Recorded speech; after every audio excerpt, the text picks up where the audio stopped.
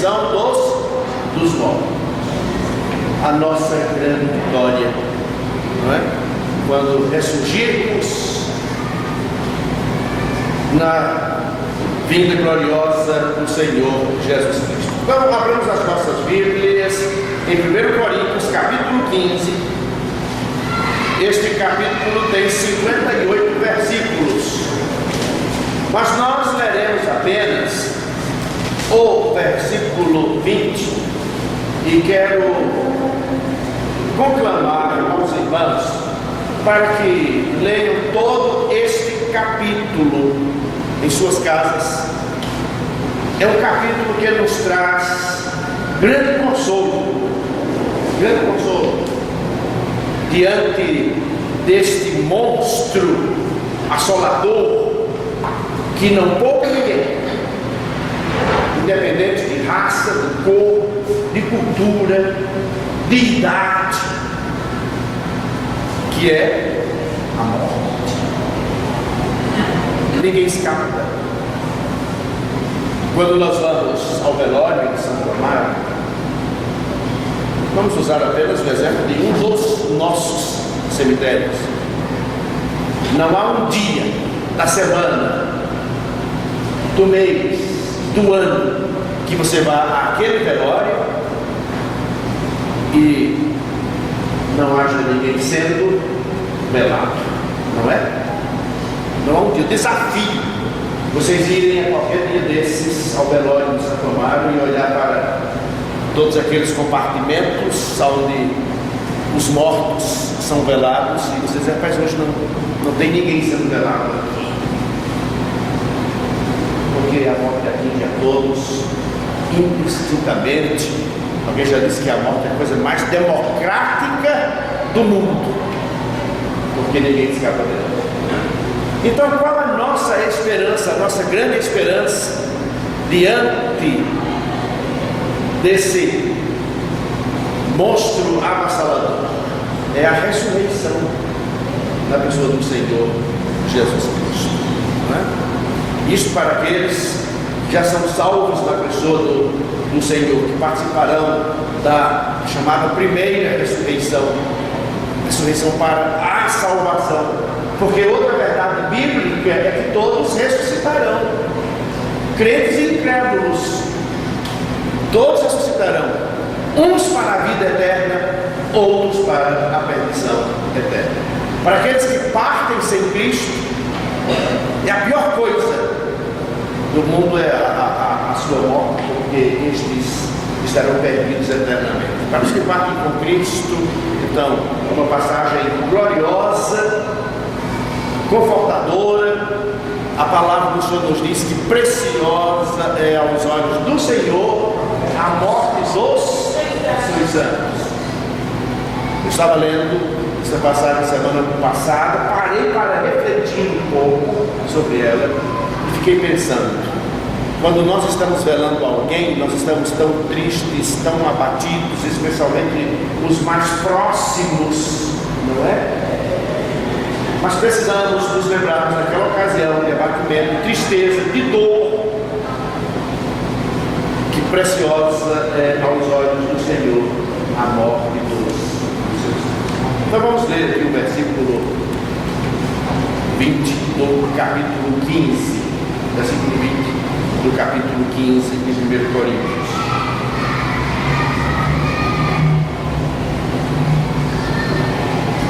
Mas agora Cristo ressuscitou dos mortos e foi feito as primícias dos que dormem.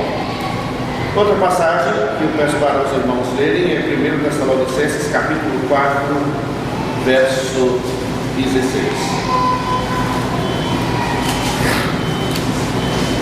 1 Tessalonicenses capítulo 4, verso 16.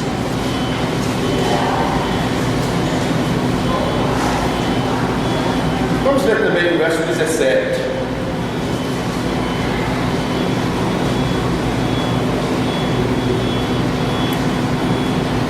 Irmãos, a partir do verso 13, né, que é acerca da ressurreição e vida de Cristo. Não quero, porém, irmãos, que sejais ignorantes acerca dos que já dormem, para que não vos entristeçais como os demais que não têm esperança. Porque se cremos que Jesus morreu e ressuscitou, assim também aos que em Jesus dormem, o que acontecerá? Deus os tornará a trazer com Ele. Dizemos-vos, pois, isto pela palavra do Senhor. O apóstolo Paulo, ele está autenticando esta verdade através da palavra do Senhor. Que nós, os que ficarmos vivos para a vida do Senhor, não precederemos os que dormem, porque o mesmo Senhor descerá do céu com alarido e com voz de arcanjo e com a trombeta de Deus, e os que morreram em Cristo ressuscitarão primeiro. Depois nós, os que ficarmos vivos, seremos arrebatados juntamente com eles nas nuvens a encontrar o Senhor nos ares, e assim estaremos sempre com o Senhor. E ele conclui com estas palavras: portanto, consolai-nos uns aos outros com estas. Que o Senhor Jesus disse às irmãs Marta e Maria: o teu irmão há de ressuscitar. A verdade é que o Senhor estava falando de uma ressurreição que aconteceria naquele instante, porque Lázaro estava morto e sepultado há 4 dias. Mas quando o Senhor disse que o teu irmão ressuscitará, esta palavra também era extensiva à ressurreição final, ressurreição que as irmãs Marta e Maria criam. Eu sei que o meu irmão há de ressuscitar. Bem, irmãos, tratando sobre esta passagem que acabamos de ler, nós queremos fazer uma pergunta para que todos aqui possam refletir. O que acontecerá com você depois da morte? Bem, essa pergunta feita a um crente, a um salvo na pessoa do Senhor Jesus, ela traz uma resposta imediata e certa: eu ressuscitarei. Estou confiante nisso. Eu creio na palavra do Senhor. Eu creio na ressurreição dos mortos. Eu ressuscitarei e ressuscitarei para a vida eterna. Mas a mesma pergunta feita a um não salvo, alguém que não entregou ainda a sua vida ao Senhor, que não tornou-se um discípulo do Senhor, ela trará uma resposta duvidosa. E todos nós já ouvimos respostas a essa pergunta: o que acontecerá com você depois da morte? Na qual se diz: morreu, acabou-se. Ou, se eu merecer,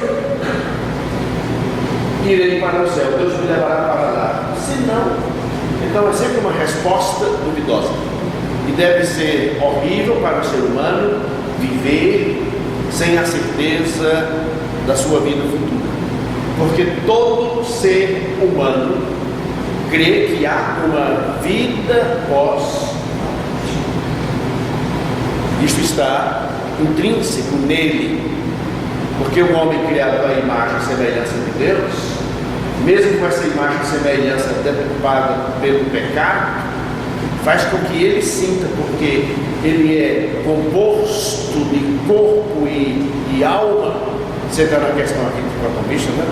Ele é composto de corpo e alma, então ele sente que há uma vida pós-morte. Tanto é que até mesmo as tribos indígenas, os povos que não conhecem o Evangelho, que não conhecem a palavra de Deus, todos eles têm uma filosofia de vida pós-morte, tem uma crença de vida pós-morte. Tanto é que em alguns povos, quando alguém morre, coloca-se no caixão os seus pertences para que ele possa usá-los na outra vida.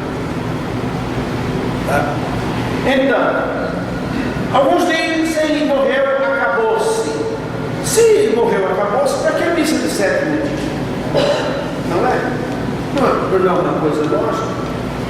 Outros dizem, você passará por um processo de reencarnação.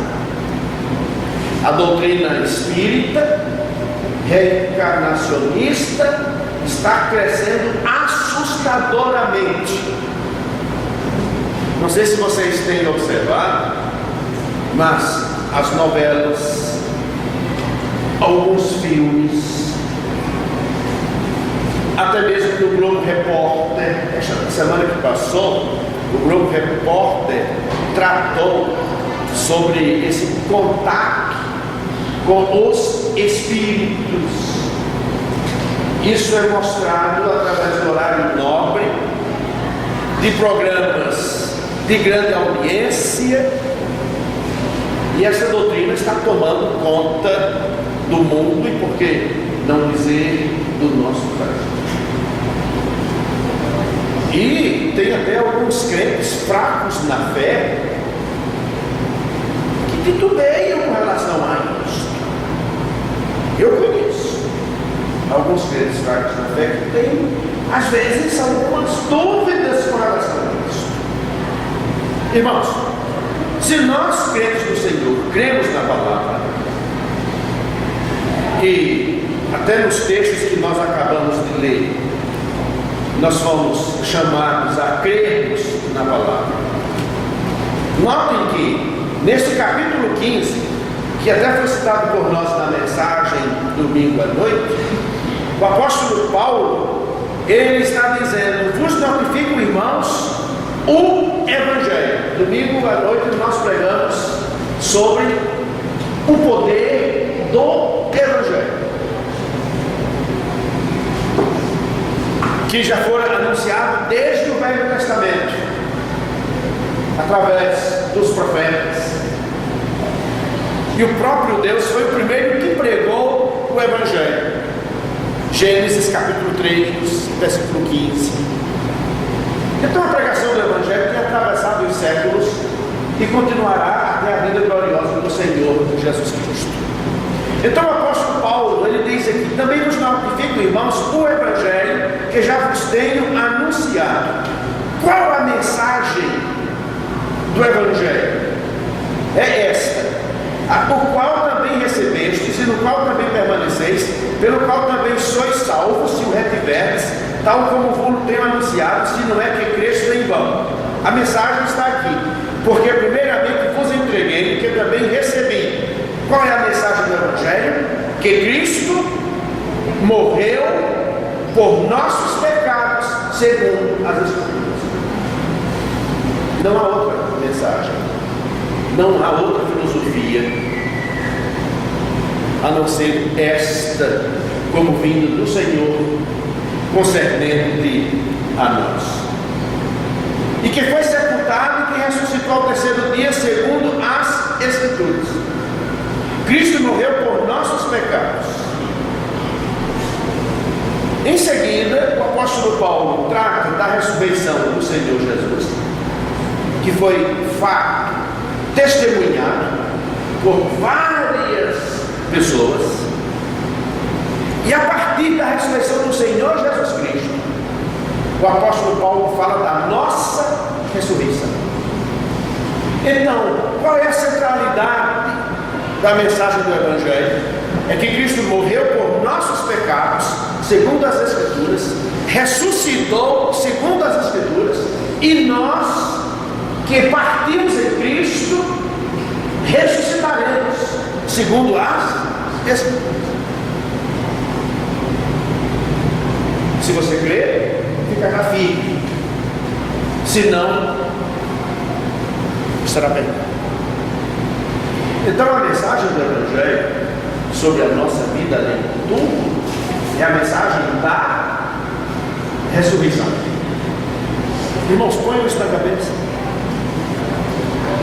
Mas porque os espíritos são tão bonzinhos, eles atendem os necessitados, eles fazem sopão, ajudam aos menos favorecidos. Eu não estou questionando isso. O que eles estão fazendo, nós também deveríamos fazer.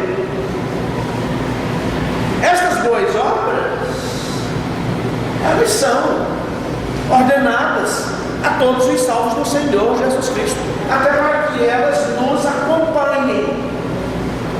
Não tem efeito nenhum para o ato salvífico de Deus nas nossas vidas. A salvação está na pessoa do Senhor Jesus Cristo, o único caminho, a verdade, a vida. Então nós somos salvos para as boas obras, não somos salvos pelas boas obras. Então a doutrina da reencarnação não é o verdadeiro Evangelho. Inclusive é uma incoerência tremenda com relação às Escrituras quando lemos o Evangelho segundo o Espiritismo. Domingo passado nós falamos também acerca do Evangelho pregado pela Igreja Católica. O verdadeiro Evangelho nos mostra que há só um mediador entre Deus e quem é? Não há outro mediador. A Bíblia também nos diz que Ele está assentado à direita de Deus Pai, intercedendo por nós. É o único intercessor. O Evangelho pregado pela Igreja Católica tem uma intercessor que trabalha ao lado do intercessor, que é o seu Filho, Jesus Cristo. É a mediadora. Se vocês foram bons católicos, sabem disso. Então não é o puro Evangelho, não é o verdadeiro Evangelho. E o apóstolo Paulo nos diz que se alguém nos pregar outro Evangelho além do que já nos temos anunciado, que seja amado, que seja escutado. Ainda, irmãos, a ressurreição dos mortos, tratando-se deste assunto, talvez nenhuma outra doutrina do Evangelho fez nos ouvintes uma impressão maior do que essa. Isto fez com que os discípulos, os primeiros discípulos, questionassem como seria a ressurreição dos mortos, porque era uma doutrina que eles estavam tomando conhecimento naquela ocasião. Abra suas Bíblias em Atos dos Apóstolos, capítulo 17, isto foi no começo da igreja primitiva. Atos dos Apóstolos, capítulo 17, verso 17. Nós estamos diante de um fato que narra o apóstolo Paulo na Grécia, em Atenas, discursando ali no Areópago. No versículo 17, diz que disputavam, de sorte que Paulo disputava na sinagoga com os judeus e religiosos, e todos os dias na praça com os que se apresentavam. E alguns dos filósofos epicureus e estoicos contendiam com ele, e uns diziam: que quer dizer este paroleio? E outros: parece que é pregador de deuses estranhos. E eles censuravam, criticavam o apóstolo Paulo, por que não dizer, debochavam dele, pelo fato de Paulo estar pregando qual doutrina? Porque lhes anunciava a Jesus e a ressurreição. E eu quero bater mais uma vez na tecla. Os Espíritos anunciam a ressurreição? Então não fica pensando que há algo que você possa aproveitar doutrinariamente dos que negam a ressurreição. No mesmo capítulo, no verso 32, nos diz que como ouviram falar da ressurreição dos mortos, olha o procedimento deles. Uns escarneciam e outros diziam: acerca disso que ouviremos outra vez. No mesmo livro dos Atos dos Apóstolos, no capítulo 26, porque esta matéria está presente em todo o Novo Testamento, no capítulo 26, versos 23 e 24,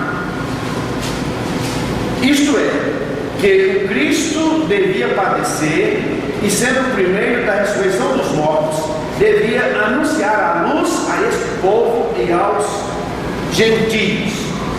E dizendo ele isto, em sua defesa, disse Festo em alta voz: estás louco, Paulo, as muitas letras te fazem delirar. Irmãos, quanto à ressurreição, há três classes de pessoas. A primeira classe é aquela que nega totalmente a ressurreição do corpo. Totalmente. A segunda classe, aqueles que acreditam que Cristo ressuscitou, mas não creem que nós ressuscitaremos. E a terceira classe fica confusa, não sabe em que deve crer. A Bíblia nos mostra que por ocasião da vinda de Cristo haverá ressurreição do corpo. Jó, que foi um servo do Senhor, que viveu muitos anos atrás, ele cria na ressurreição do corpo. Ele, no seu sofrimento, ele disse: os meus olhos ainda verão o Senhor. Demonstrava assim crer na ressurreição. 1 Tessalonicenses 4,16, que foi uma referência que nós lemos, e é bom que repitamos, nos mostra esta ressurreição do corpo. Porque o mesmo Senhor descerá do céu com alarido, com voz de arcanjo e com a trombeta de Deus, e os que morreram em Cristo ressuscitarão primeiro. Vejamos sobre a sua realidade. Se o Senhor nos formou no pó da terra, também Ele tem poder de ressuscitar, não é? Logicamente, Ele pode reformar esse corpo. Ele não nos fez no pó da terra?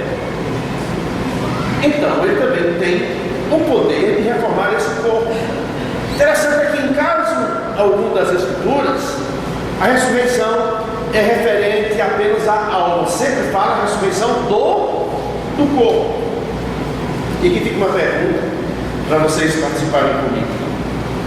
Qual a diferença? Porque todos vão ressuscitar. A Bíblia diz que todos ressuscitarão. Da mesma maneira como a morte atingirá a todos, também todos ressuscitarão. Não ficará um sequer sem ressuscitar. Desde o melhor ao pior homem, todos ressuscitarão. Uns para a vida eterna, outros para a vergonha eterna. E a pergunta é esta: onde é que está a diferença da ressurreição dos salvos para a dos não salvos? Onde é que está a diferença? Lembrando que a ressurreição é do corpo. Onde é que está a diferença? Alguém poderia me responder?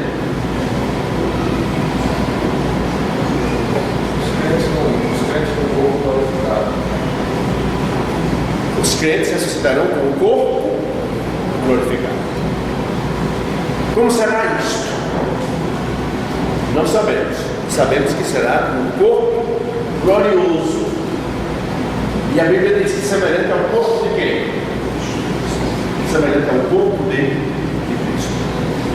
Todas as vezes que eu vou ao sepultamento de um irmão em Cristo Jesus, quando ele é colocado ali na gaveta, que agora não é, está ficando cada vez mais raro o enterrar. Antigamente fulano foi colocado debaixo de 7 palmos, que tem que ser 7 palmos certinho, não é? Então, quando aquele pedreiro, ia dizer pedreiro de cemitério, mas aí seria denegrir a classe, não é? Que ali o morador não vai reclamar dele: ah, isso aí, essa parede está torta, está mal revocada, não vai reclamar dele. Eu fico sempre pensando: um dia este corpo vai sair daí. Um dia ele vai sair daí. Quando a trombeta soar e o Senhor aparecer nas nuvens, na sua segunda vinda gloriosa. Ah, como eu creio nessa segunda vinda gloriosa do Senhor Jesus, que poderá acontecer a qualquer momento. Então, os que morreram em Cristo ressuscitarão, sairão das suas sepulturas.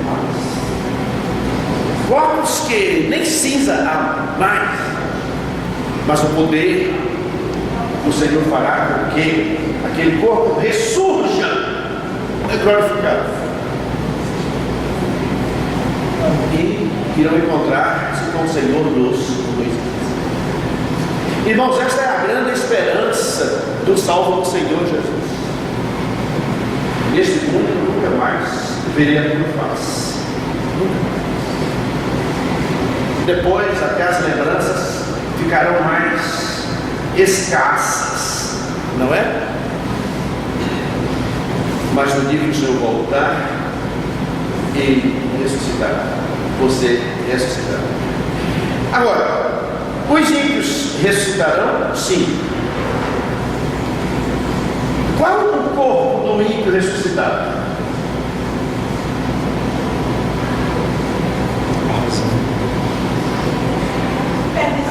Não, é porque é terrível. Pode falar. É terrível. Tem duas questões sobre a questão duas questões sobre as questões, a questão do corpo. Por que a resistência? Primeiro, pastor, só a questão. Por que Paulo foi tratado desse jeito? Quer que eu vire a câmera para você? Em Atenas. Não, pastor, não. Não. Porque no mundo grego, e era assim na época de Jesus, você não encontra isso no Velho Testamento, no Novo, muito forte.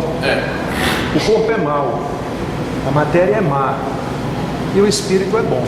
Então, ele isso está no mundo grego. No mundo grego. E no Novo Testamento, na cultura, isso é muito forte. Porque hoje ainda há quem ensina isso aí. Ainda, o corpo é mau, mas o espírito é bom. Então, se o corpo é mau, inclusive um aspecto da doutrina católica da penitência era esse. Se você acaba com esse corpo. Influência do pensamento grego, está entendendo, dentro dos pais da igreja, enfim. Esse é um ponto. Outro ponto, assim como nós teremos nosso corpo transformado e glorificado, à semelhança do corpo de Cristo, para receber a condenação eterna, o castigo eterno, o corpo também daqueles que serão julgados e condenados, já estão condenados, certo? Eles terão também que ser transformados, porque senão não resistirão, porque o castigo é eterno. Isso é uma coisa terrível, porque o castigo é eterno, onde a dor não passa, o verme não morre, o sofrimento não cessa. Este corpo não aguenta. Entendeu? Pastor, se o senhor não concordar, o senhor pode. Sim. O senhor pode falar. Há duas correntes, né, realmente que falam sobre isso. Eu creio que, e a Bíblia dá margens para isso até, e que os ímpios ressuscitarão com este mesmo corpo. Aí você diz, né, até com base nesta teoria, como este corpo vai aguentar esse sofrimento eterno, né? E se nós pensarmos de que o Senhor, no seu eterno poder, também pode dar essa condição ao ímpio ressuscitar neste corpo mortal, sujeito a dores, sem nunca morrer. Sem nunca morrer. Olha, é que muitas vezes a gente nunca para refletir. Essa é a verdade. Mas essa situação de eternidade, ela é tão forte, ela é tão séria, que nós deveríamos ter mais cuidado com o nosso modo de viver. Não que o crente perca a salvação, não é isso. Nós já ouvimos estudos aqui profundos acerca deste assunto dado pelo pastor Edson, né? Mas quando nós pensamos sobre a perdição eterna, porque é um caminho sem volta,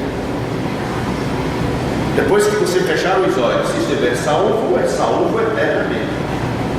Se você estiver perdido, é um caminho singular. É perdido, é eterno. Eu, quando era adolescente, uma das coisas que me preocupava muito, ainda não conhecendo a verdade, mas sabendo que havia uma vida além do túmulo, era essa questão da eternidade. Eu lembro que adolescente, muitas vezes, quando estava escurecendo, ia lavar os pés, porque antigamente no interior é o seguinte: você podia dormir sem tomar banho, mas sem lavar os pés, não. Alguém já passou por essa experiência aqui, na sua vida interiorana? Você já não? Olha, você podia trabalhar o dia todo, tá? Podia dormir lá na rede, sem tomar banho, mas sem lavar os pés, não, tinha que lavar os pés. Pastor, é errado treinar. Ele está chegando aí. Então, eu ficava quantas vezes, eu lembro bem, a imagem me vem a mim, eu sentado lá naqueles degraus da casa do sítio, e eu lavava os pés, ficava com os pés dentro da bacia, uma bacia de alumínio, toda machucada de levar pancada, e ficava olhando para as estrelas. Você quer ver o céu estrelado? Bem, hoje você tem que ir para bem distante. Naquele tempo eu podia ver o céu estrelado, hoje não, como naquele tempo não, por causa da luz elétrica nas pequenas cidades, e até no sítio. Agora acabou o resto, até no sítio, né? Tem luz elétrica. Aquele céu estrelado, a coisa mais linda, entendeu? A Via Láctea. E eu ficava pensando, meu Deus do céu, quando eu morrer, se eu estiver perdido, o que será de mim? Eu já sentia essa coisa eterna, é uma coisa eterna. Porque nessa vida você pode sair no maior sofrimento. Você está morrendo de câncer, ai, meu Deus, mas aquilo vai passar. Aquilo vai passar. Agora, imagine um sofrimento sem cessar. Porque se nós vamos receber como galardão aquilo que tivermos feito por meio do corpo, os ímpios vão receber como castigo eterno também aquilo que tiverem feito por meio do corpo. O sentido da perdição é este: sempre morrendo sem nunca morrer. Você sabe o que é isso? E outra coisa, sabe quem tem medo de ir para o inferno? Sabe quem tem medo de ir para o inferno? Não, o crente. É o crente. É o crente. O ímpio não. Nos veremos no inferno. Não é assim? Nos veremos no inferno.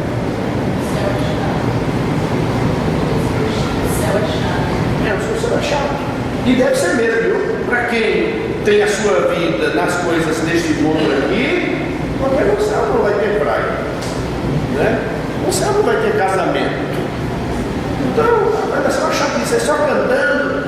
É porque, e louvando ao Senhor, irmãos, mais do que isto, há tanta coisa que nos espera. Vamos ficar surpresos com aquilo que nos espera, porque limitados a este mundo, o nosso conceito de felicidade é aquele conceito bitolado que nós temos das coisas deste mundo, não é? O nosso conceito do que é bom, o conceito daquilo de que nós gostamos, é tudo limitado a isso aqui.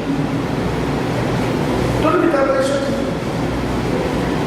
Então, o crente sim, esse tem medo do inferno. O ímpio não. Uma coisa que nos chama a atenção é que o Senhor Jesus, que trouxe mensagens de tanto conforto e durante os seus 3 anos de exercer o seu ministério entre nós, ele falou mais acerca do inferno do que qualquer outra. Tá? Então, com relação a essa ressurreição, ela será uma ressurreição literal e corporal. Apocalipse capítulo 20, versículo 12. Apocalipse capítulo 20, versículo 12, diz assim: e vi os mortos, grandes e pequenos, que estavam diante do trono, e abriram seus livros, e abriu-se outro livro, que é o da vida, e os mortos foram julgados pelas coisas que estavam escritas nos livros, segundo as suas obras. E deu o mar os mortos que nele havia, e a morte e o inferno deram os mortos que neles havia, e foram julgados cada um segundo as suas obras. e aquele que não foi achado escrito no livro da vida foi lançado no lago de fogo. Entenderam? Eu tenho alguma dúvida em relação a esse texto aqui. Aqui está falando da ressurreição dos ímpios. Cada um foi julgado segundo as suas obras. Eles comparecerão diante do trono branco, porque todos vão comparecer diante do Senhor. Os que partiram em Cristo já partiram como advogado, não é? O Senhor Jesus morreu por nós, segundo as Escrituras, ressuscitou, segundo as Escrituras, e o apóstolo João diz: meus filhinhos, digo-vos estas coisas para que não pequeis, mas se alguém pecar, temos o quê? Um advogado para com o Pai, Jesus Cristo, o justo. Seu sangue cobriu os nossos pecados, é a propiciação pelos nossos pecados. Então, estamos salvos na pessoa do Senhor Jesus Cristo.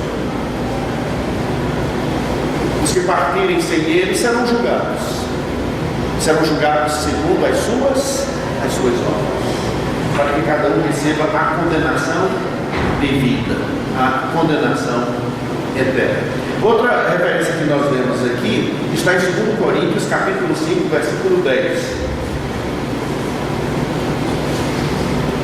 2 Coríntios, capítulo 5, versículo 10. Alguém pode ler, por favor? Porque todos devemos comparecer ante o tribunal de Cristo, para que cada um receba segundo o que tem feito, ou bem ou mal. Estou vendo aí que é uma ressurreição literal e uma ressurreição corporal. Aqui nós temos a demonstração da necessidade da ressurreição do corpo, a fim de que o julgamento se verifique de conformidade com as coisas feitas por intermédio do corpo. Como crente no Senhor, você esteja fazendo a sua obra, você será julgado no tribunal de Cristo para receber galardão por aquilo que você fez. O julgamento do crente não é para condenação, mas é para receber aquilo que você fez através do corpo. Porque seria uma injustiça que durante a sua vida cristã na igreja, o irmão se dedicou tanto pelo trabalho, né? Se gastou e se deixou gastar pelo trabalho, morreu com 98 anos trabalhando para a obra do Senhor, e o outro que só alisou o banco, viveu o mesmo tempo, mas só alisou o banco, e olha lá, aí ambos na presença do Senhor Jesus, ambos salvos, porque a salvação não depende das boas obras. Graças a Deus por isso, porque senão todos nós estávamos perdidos. Então, diante do Senhor Jesus Cristo, o que tanto trabalhou pela causa do Senhor e o que não trabalhou, ambos salvos. Vocês não acham que seria uma injustiça? Entendeu? Se ambos recebessem do Senhor os mesmos galardões, não é? Mas o Senhor dará a cada um galardão segundo aquilo que ele tiver feito por bem do corpo. Como será, ou como serão esses galardões, eu não sei. Você sabe quando? Eu não sei, ninguém sabe. Mas galardões sabe que é presente, não é? Assim como hoje se homenageia alguém pelos seus bons serviços prestados, não é? Então aqueles, usando uma linguagem simples, popular, aqueles que prestaram bons serviços na causa do Senhor serão recompensados. Inclusive a Bíblia fala acerca disso, não é? Acerca disso. Recompensado tu serás na ressurreição dos mortos. Por essa razão, irmãos, é que as Escrituras, elas nos exortam para que nós não desfaleçamos na obra, que senão você vai desistir. Mas eu estou fazendo tudo, e esse aqui não está fazendo nada. Não, eu vou chutar o pau da barraca, não é? E alguns de nós somos tentados a isto. Rapaz, eu estou fazendo tudo sozinho, o outro não. Mas o Senhor está vendo a obra de cada um e nos exorta na sua palavra para que nós prossigamos. Inclusive é um prazer para o crente fazer a obra do Senhor. É um prazer. Se você está fazendo forçado, Então tem alguma coisa errada aí na sua vida, não é? Talvez seja afastado do Senhor, não esteja em comunhão com o Senhor, não ainda se apropriou do que a palavra diz. Mas aqueles que estão em comunhão com Deus, próximos ao Senhor, sentem o maior prazer de fazer a sua obra, e tem mais, entendeu? E faz com intensidade, faz com avidez, sabendo que os seus dias daqui são poucos, que depois que ele partir, eu não sei que tipo de obra o Senhor tem para nós, mas essa daqui não mais. Pregar o Evangelho, não mais. Ajudar o necessitado, não mais. Consolar os aflitos, não mais. Agora, da mesma maneira que o crente receberá galardão através daquilo que ele fez por intermédio do corpo, o ímpio receberá sua condenação através daquilo que ele fez também por intermédio do corpo. Porque todos que partirem sem Cristo estarão perdidos. Mas dentre aqueles que partem sem Cristo, você tem um indivíduo que é menos mau e aquele que é miserável.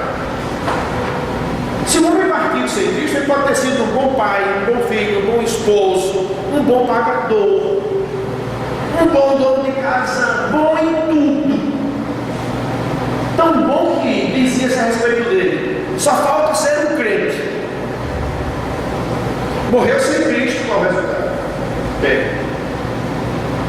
o outro miserável, o oposto de todo aquele que andou de certa forma correta nessa vida.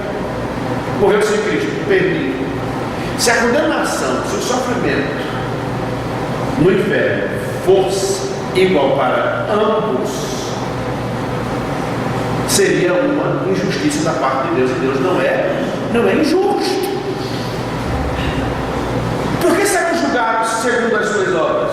Para que cada um padeça eternamente do inferno, segundo as obras que fizeram aqui.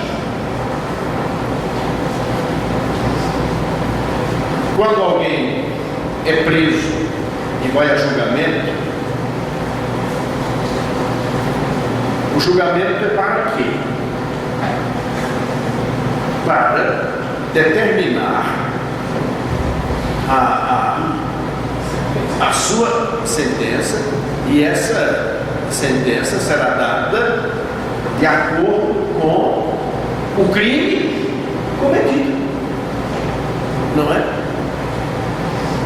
De acordo com o crime cometido.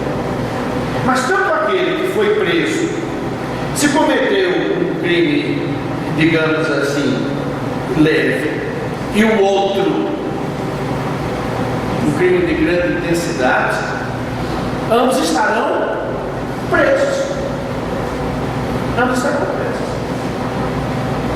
O Senhor nos deu um exemplo disto, quando ele, falando para os seus, e diante da incredulidade deles, disse assim: ai de vós,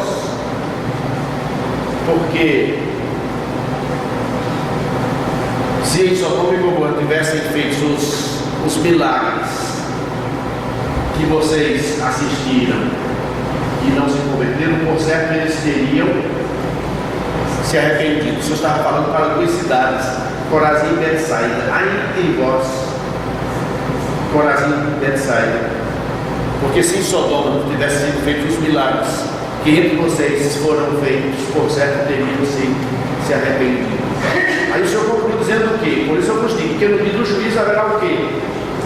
Menos rigor para os de Sodoma e Gomorra e eram miseráveis pecadores, do que para nós.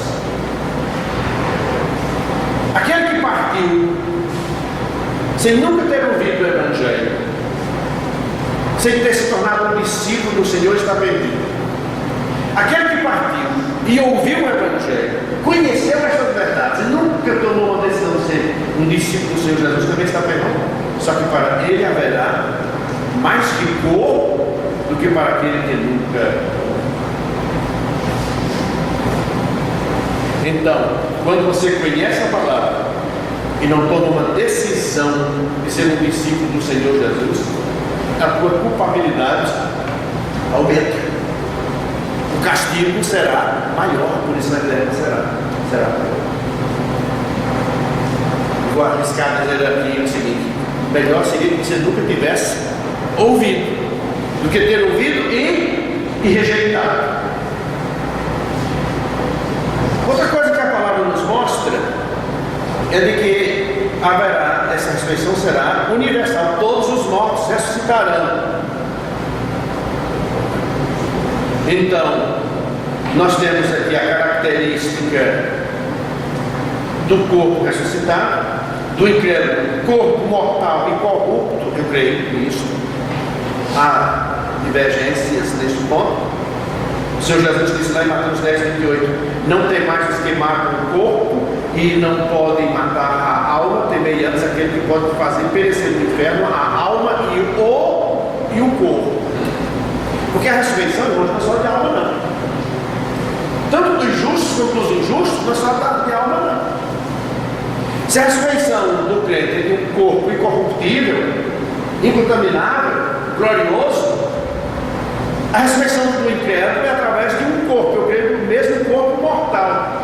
Se ele recebesse um outro corpo, seria um corpo corruptível. Por isso que eu creio, Tom, que será neste mesmo corpo, porque o Senhor daria um outro corpo para que ele pudesse sofrer através dele. Não pode, tem que ser através deste. Um corpo sem aquela condição de desfazeres. Sabe, aqueles filmes de terror, que o Ronaldo gosta muito, né? Cada filme que é uma coisa terrível. Aquele indivíduo que sai lá da tuba, né? E o Ronaldo deve lembrar, o cara está todo rebentado.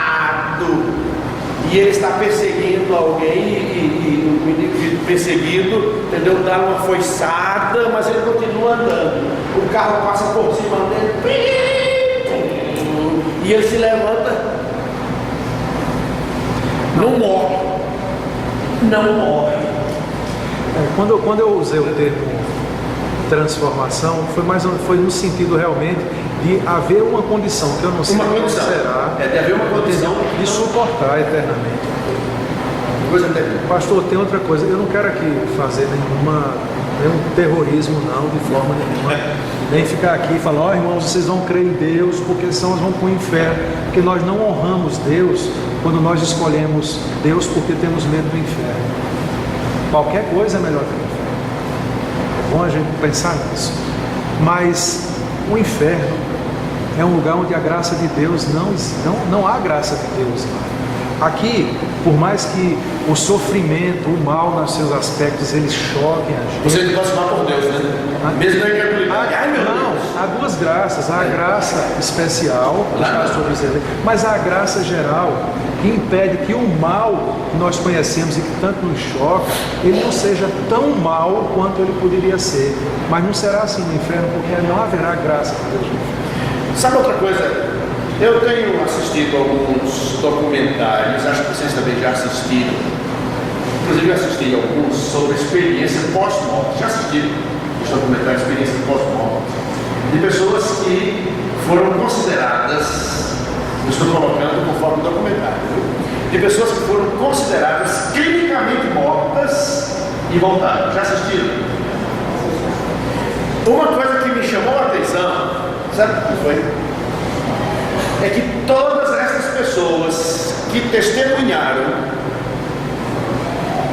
que morreram e voltaram, que foram consideradas clinicamente mortas, deram o seguinte testemunho.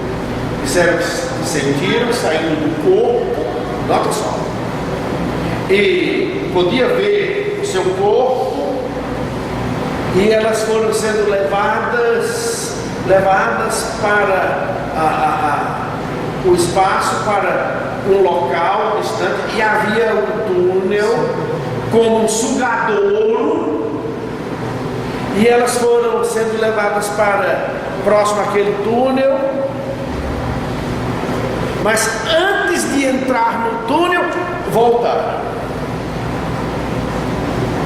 Estou dizendo que eu já assisti em documentários de pessoas que testemunham da sua experiência pós-morte. Aí, qual a conclusão que eu cheguei? O problema está depois do túnel. Eu estou tomando aqui a base daquilo que elas testemunharam. Nenhuma delas, Fábio, agora estou plagiando o pastor Rodrigues, nenhuma delas. Olha para mim. Nenhuma delas voltaram depois de terem passado o túnel. Então, para mim só basta este testemunho, tá?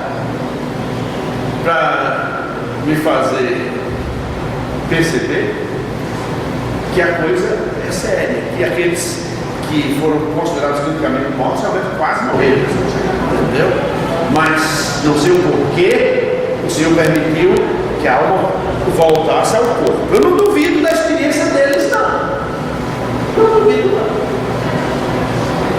Mas nenhum deles passou para lá. Por outro lado, nós temos ouvido testemunhos de pessoas que tiveram a mesma experiência,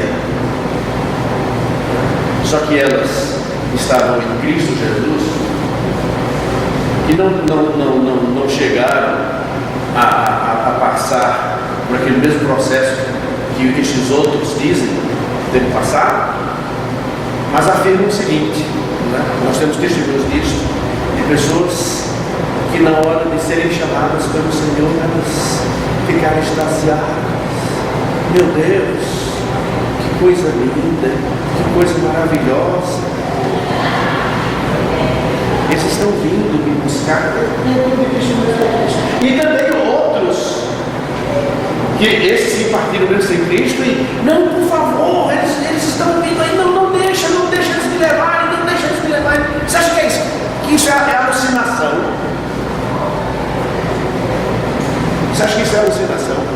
Estevão, quando estava sendo apedrejado, ele teve esta contemplação. Nos últimos momentos de vida, ele viu os céus abertos e o Filho de Deus estava em pé à direita de Deus Pai. Eu tenho em casa um livro que trata testemunhos assim de pessoas, não é? que se expressaram dando assim a sua última palavra, no último momento de vida, de pessoas que partiram com Cristo e de pessoas que partiram sem Cristo. Irmãos, são centenas de testemunhos. Claro que nós não nos apegamos a nenhum destes testemunhos, isso serve apenas para corroborar o que nós estamos vendo, porque a autoridade, a autenticidade é da palavra de Deus. A gente conclui, muita coisa que teria para dizer, mas conclui dizendo o seguinte, é de que a ressurreição dos mortos, todos hão de ressuscitar. Os que morrerem em Cristo ressuscitarão para a vida eterna. Os que morrerem sem Cristo ressuscitarão para a perdição eterna. E a decisão tem que ser tomada aqui. Não brinca, não brinca, porque amanhã pode ser muito tarde. Eu tenho uma parentinha, né, que já faleceu. Foi emagrecer, mas por lá me afogado. Aí foi ao médico, o médico fez os exames, uma bateria de exames. Aí ela desconfiava que estava com câncer. Eu disse, doutor, eu estou com câncer, como é que isso é? Vamos ver, né? Os resultados dos exames, doutor, o que o senhor acha? A possibilidade de eu estar com câncer. Aí o médico disse, olha, pode ser que você não esteja, mas também pode ser que esteja. Aí ela voltou para casa, jantou, entendeu? Jantou muito bem, deitou-se, e do jeito que deitou, morreu. Como é que pode? Minha primeira professora, dona Inês, uma noite, a família toda em casa, a família muito unida, família grande, ela teve 12 filhos, aí juntava gente, os netos, os bisnetos, a casa ficava assim. Todas as noites os filhos iam para a casa dela, que prazer. A noite era deitou. Toda manhã uma filha ia lá fazer um café e ela já estava acordada, a dona Inês. No dia seguinte a filha Lídia esteve lá e mãe, a mãe levantou-se ainda. Ei, o senhor não gostou, né? Foi dormir tarde, né? O senhor não gostou. Mãe, do jeito que deitou-se morreu, não mexeu nem o lençol. Porque a gente sempre acha que vai chegar aos 100 anos. Eu acho que vou chegar lá, mas pode ser que amanhã não chega mais aqui. Não é? Agora em outubro nós estamos fazendo uma festinha para um filho meu que estará completando no dia 12 de outubro, completando 100 anos. Lúcio, só está surdo, né? Mas Lúcio, completando 100 anos. Então, não fique esperando para amanhã, porque a Bíblia nos diz, hoje é o dia aceitável da salvação. Se hoje ouvirdes a sua voz, hoje não endureçais o vosso coração. O momento é hoje, para que você esteja preparado para a vinda gloriosa do Senhor Jesus ou para a sua partida, não é? Para que quer que você vá, quer que ele venha, você esteja sempre com o Senhor. Amém?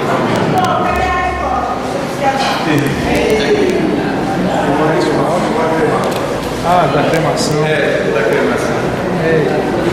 A minha posição pessoal assim, é a seguinte: tanto faz ser enterrado como ser cremado, vai ressuscitar do mesmo jeito. Não vai ser o destino que darão ao corpo que vai influenciar na ressurreição dos mortos, né? Porque se não for cremado, vai virar pó do mesmo jeito. A diferença é que cremado vira mais rápido. E aqueles que são mortos pedaçados. Explosão, como aconteceu com o avião da França, não vai.